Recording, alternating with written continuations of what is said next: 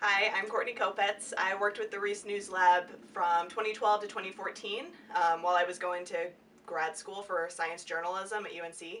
And I mostly worked on the STEMwire project, which was reporting on STEM education across the US. Um, and going into it, I kind of had the basic skills of being a journalist, interviewing and writing news stories, but I think one of the big things that I learned while working at the Reese News Lab was how to be a content marketer. Just because you have something you think is important to say or news to cover doesn't mean that people care about it or that they're going to engage with your content. So how can you make something that's valuable for the audiences that you're trying to reach? Every story has a best medium in which it should be told, and the Reese News Lab really allowed us to experiment with a lot of different things. I loved working with my team. There were 4 of us that were kind of the core STEMwire folks over the course of the summer, and then other people came in and out on the project over the full year of the grant.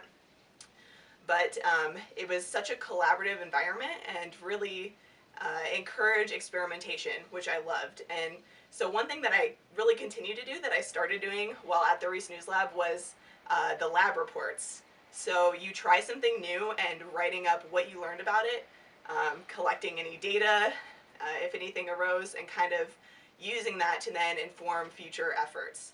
I learned a lot about it, and I now currently work at a research institute with scientists telling science stories. And so it's a really great environment. The people that I work with also do their own experiments in a more laboratory setting, but I make sure that our communications team takes that approach as well. Trying new things, writing up results, and seeing what we can learn from them.